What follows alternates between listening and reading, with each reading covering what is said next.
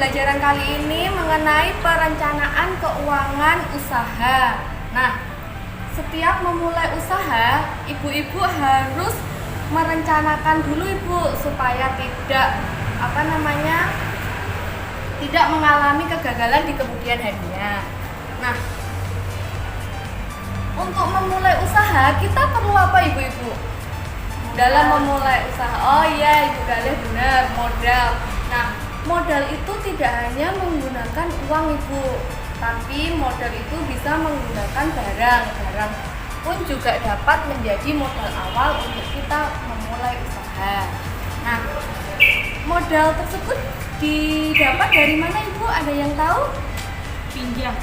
Oh ya, pinjam. Terima kasih Bu Desi atas jawabannya. Ada yang bisa menjawab lagi selain pinjam? Menabung. Nah, menabung ya benar. Jadi modal itu ada 3 kategori. Yang pertama, modal dari diri sendiri, yaitu dari tabungan yang kita miliki. Yang kedua adalah bantuan dari orang lain. Jadi semisal ada tetangganya ibu-ibu yang kaya kayak gitu, memberikan uang ataupun memberikan barang untuk bantuan supaya ibu dapat memulai usaha, itu sudah menjadi modal awal.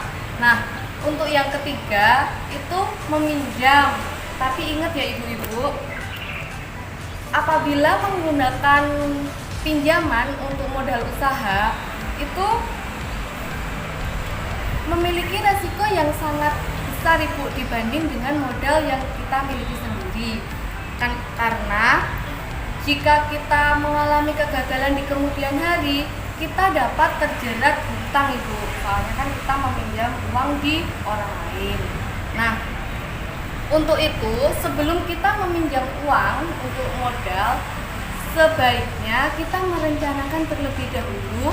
Jangan lupa ya ibu-ibu, sebelum meminjam uang untuk usaha, sebaiknya kita harus merencanakan terlebih dahulu secara matang supaya nanti tidak menyesal, ya.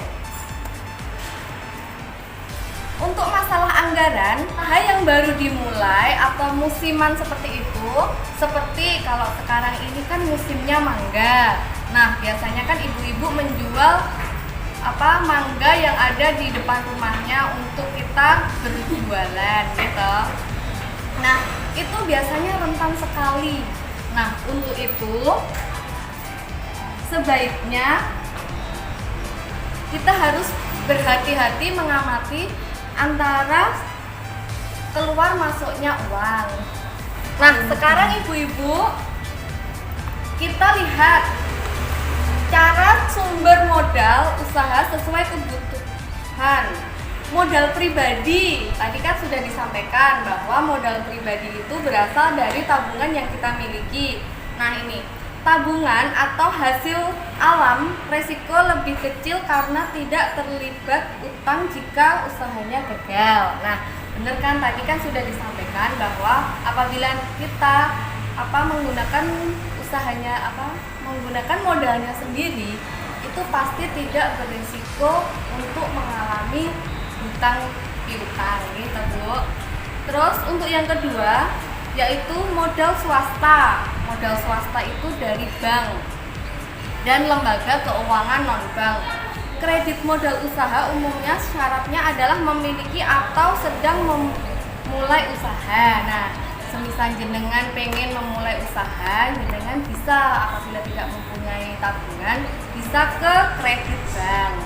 Setelah itu yang ketiga adalah program pemerintah seperti UB, kalau sekarang kan sudah ada UB. Terus PMPM dan lain-lain yang ada di instansi pemerintahan. Itu nanti ada bantuan dari program-program tersebut. Biasanya ibu-ibu, usaha yang baru saja dimulai biasanya kan rentan gitu Bu. Jadi kita perlu berhati-hati dalam melihat atau mengamati keluar masuknya uang kita.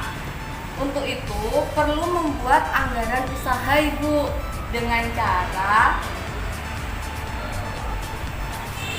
mencatat perkiraan pemasukan dan pengeluaran suatu usaha dengan jangka waktu yang tertentu.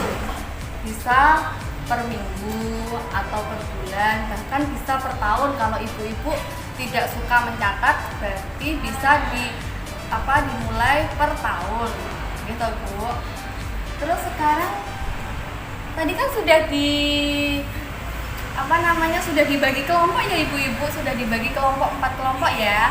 Nah, saya mau minta perwakilan dari kelompok 1 untuk membacakan di buku pintar halaman 107.